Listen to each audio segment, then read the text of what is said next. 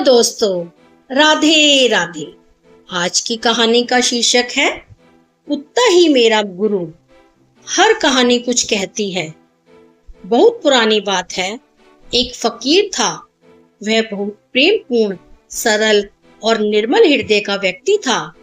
वह जंगलों में रहता, साधना करता और लोगों को प्रेम व करुणा का संदेश देता। उसके पास कोई संपत्ति नहीं थी, न घर, न कोई सुविधा, केवल एक पुराना कंबल और साथ में उसका एक कुत्ता। यह कुत्ता उसका सच्चा साथी था। जहाँ भी फकीर जाता, कुत्ता उसके साथ चलता। वह फकीर का इतना वफादार था कि जब फकीर ध्यान करता, वह शांत बैठा उसकी रक्षा करता।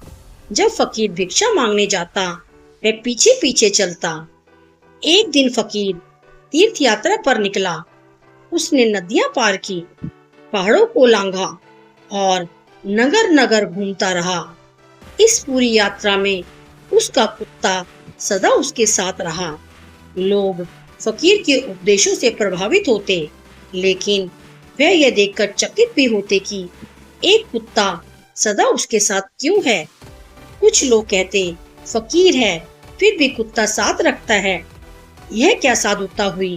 पर फकीर मुस्कुरा देता और कहता, यह कुत्ता मेरे साथ नहीं, मेरे भीतर है।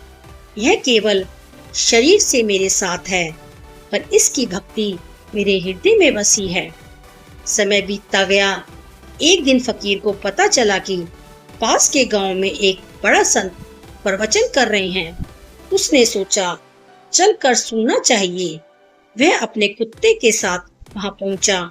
संत ने बड़े भावपूर्ण शब्दों में कहा, जो ईश्वर की खोज करना चाहता है, उसे सब कुछ छोड़ देना चाहिए, यहाँ तक कि पशु, संबंध, बंधन सब छोड़ दो, तभी परमात्मा मिलेगा। फकीर ने सोचा, यह बात तो सही है, अब मुझे इस कुत्ते को भी छोड़ देना चाहिए। अगले दिन वह एक जंगल में गया और कुत्ते से कहा, अब मैं तुझे छोड़ता हूँ, तू स्वतंत्र है, मैं तुझसे प्रेम करता हूँ, पर ईश्वर की खोज में अब मेरे साथ नहीं रह सकता। कुत्ता कुछ नहीं बोला, केवल उसकी आंखों में करुणा थी। फकीर चला गया, लेकिन कुछ दूर जाने के बाद उसने देखा कि कुत्ता पीछे पीछे आ रहा है। उसने उसे डांटा, भगाया, पत्थर फेंके, पर कुत्ता रुका नहीं। फकीर थक गया। उसने सोचा, यह कैसे संभव है, मैंने तो इसे छोड़ दिया। रात हुई। फकीर ध्यान में बैठा। कुत्ता थोड़ी दूर पर बैठा रहा, पर आंखों से आंसू बहते रहे। रात बीती, भोर का उजाला फैला। फकीर ध्यान से उठा। उसकी निगाहें अनायास ही उस ओर गई जहाँ कुत्ता बैठा था, लेकिन अब वह बैठा नहीं था। वह चुपचाप जमीन पर लेटा था। उसकी आंखें खुली हुई थी, पर उनमें जीवन नहीं था। वह चल बसा था, भूखा प्यासा थका हुआ, पर अपने मालिक के प्रति प्रेम में अडिग, समर्पित। फकीर फूट फूट कर रो पड़ा।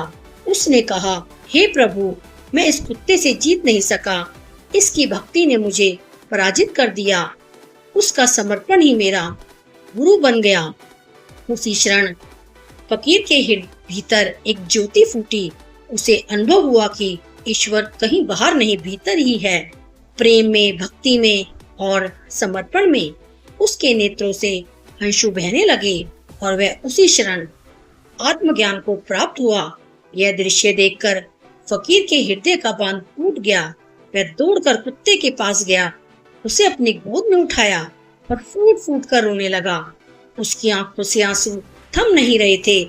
उसने कांपती आवाज में कहा, हे प्रभु, मैंने इसे छोड़ दिया, पर इसने मुझे नहीं छोड़ा।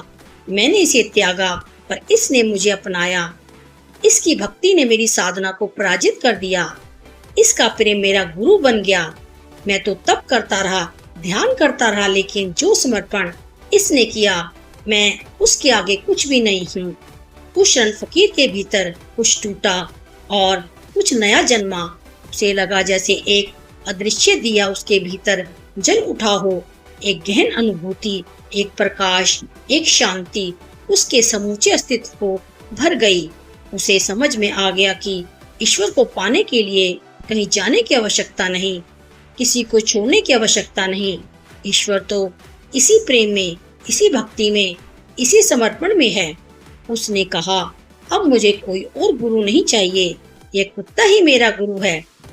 इसने मुझे सिखा दिया कि अहंकार छोड़ो, प्रेम करो, समर्पण करो, तब ईश्वर स्वयं प्रकट हो जाएगा। मैं बाहर खोजता रहा, पर यह जीव तो भीतर बैठा ईश्वर ही बन गया, जिसने मेरी आत्मा को जगा दिया। फकीर ने उस दिन से तप करना छोड़ दिया। वह केवल प्रेम करने लगा। हर जीव से, हर क्षण से उसे ज्ञात हो गया कि ईश्वर को खोजने की नहीं, अनुभव करने की आवश्यकता है। कुत्ते का समर्पण उस साधना की पूर्णता बन गया। आपसे निवेदन है कि कृपया हमारे चैनल को लाइक एवं सब्सक्राइब कीजिए। नैतिक शिक्षा देती इस कहानी को अपने बच्चों को जरूर सुनाइए और नई नई कहानियाँ पढ़िए, देखिए और सुनिए। यह कहानियाँ जो कि उदाहरण के रूप में हैं, यदि आप अपने बच्चों को और समाज में सुनाते हैं तो निश्चित ही सभी का बेहतर चित्त एवं चरित्र निर्माण होगा।